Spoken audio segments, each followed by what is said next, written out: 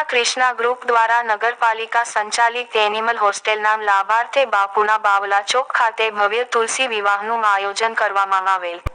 વાત કરવામાં આવે તો દેવઉઠી 11ના દિવસે એટલે કે આજે ઘર અને મંદિરોમાં તુલસી વિવાહની પ્રથા છે. હિન્દુ ધર્મમાં તુલસી વિવાહનું વિશેષ મહત્વ હોય છે. આ દિવસે ભગવાન વિષ્ણુ સહિત તમામ દેવગણ 4 મહિનાના યોગ નિંદ્રામાંથી બહાર આવે છે. તુલસી વિવાહનું મહત્વ. તુલસી માતાને મા લક્ષ્મીનું સ્વરૂપ માનવામાં આવે છે. જેમના વિવાહ ભગવાન શાલિગ્રામ સાથે થયા હતા. ભગવાન શાલિગ્રામ ભગવાન વિષ્ણુના 8મા અવતાર શ્રીકૃષ્ણના રૂપ છે. માનવામાં આવે છે કે જે ઘરમાં તુલસીની પૂજા થાય છે તે ઘરમાં ક્યારેય પણ ધન ધાન્યની ઉણપ આવતી નથી. તુલસી વિવાહની સાથે વિવાહ અને માંગલિક કાર્યોની શરૂઆત થાય છે. ત્યારે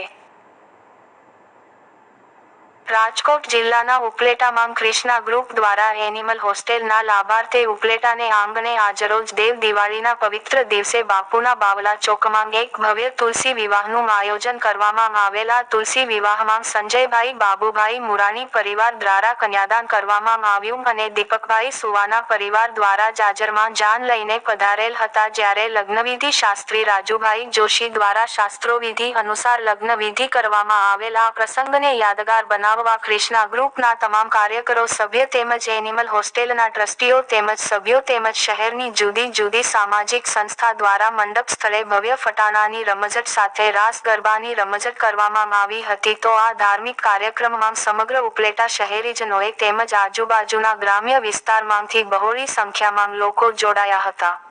રિપોર્ટર અરશીભાઈ આહિર, ઉપલેટા.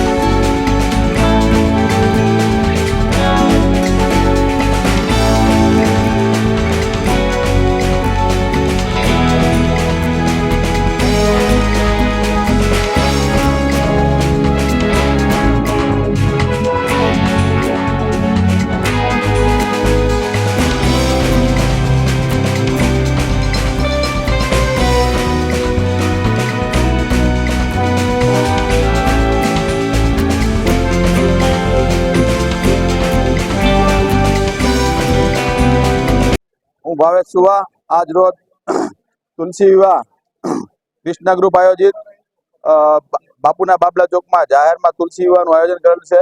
છેલ્લા 4-5 વર્ષથી આ આયોજન કરવામાં આવે છે, પણ આ વખતે તુલસી વિવાહની અંદર જાન અમારા આહિર સમાજના પહેરવેશ અને પરંપરાગત ઉપલેટાના જાણીતા પીઠક કૃપા ગ્રુપના દીપકભાઈ સુવાના ઘરેથી ધામે ધૂમે અને આહિર પહેરવેશમાં આહિર રીત રિવાજ મુજબ ભગવાન કૃષ્ણની જાન ધામે ધૂમે ઉપલેટા બાબલા ચોકમાં પધારેલ છે અને કન્યા પક્ષ તરફથી આકાશ મોડલિંગ સ્ટુડિયો વાળા સંજયભાઈ મુરાણી એ કન્યાદાન કરવાના છે અને ક્રિષ્ના ગ્રુપ દ્વારા આ આયોજન કરવામાં આવે છે. ક્રિષ્ના ગ્રુપ દ્વારા આ ઉપલેટાની અંદર ધાર્મિક આવા અનેક કાર્યો કરવામાં આવે છે. એમાં જન્માષ્ટમી મહોત્સવ હોય, જન્માષ્ટમીની રથયાત્રા હોય, તુલસી વિવાહ હોય, નવરાત્રી મહોત્સવ હોય, ગણેશ ઉત્સવ હોય જેવા અનેક ધાર્મિક ઉત્સવોની ઉજવણી કરવામાં આવે છે. પણ આ વખતે આખા ગામમાં કૃષ્ણમય અને ભગવાન કૃષ્ણની જાનના અનેરો ઉત્સાહ અમારા ગામમાં જોવા મળે છે. આપ જોઈ રહ્યા છો, હજારો લોકોની મેદની અહીંયા ઉમટી પડેલ છે. હું અસ્મિતા મુરાણી આજે દેવ દિવાળીના પવિત્ર તહેવારમાં અમારા ઉપલેટા શહેરમાં આજે એનિમલ હોસ્ટેલના લાભાર્થે ક્રિષ્ના ગ્રુપ આયોજિત એક સરસ મજાનું કૃષ્ણ ભગવાનના રૂકમણીના વિવાહનું આયોજન કરવામાં આવ્યું હતું. ત્યારે અમે કન્યા પક્ષ તરફથી રૂકમણી વિવાહમાં અમે કન્યાદાન કરેલ અને જાડેરી જાન લઈને દીપકભાઈ સુવા અમારે ત્યાં આંગણે પધારેલ અને અમે રૂકમણી વિવાહનું કન્યાદાન કરેલું હતું.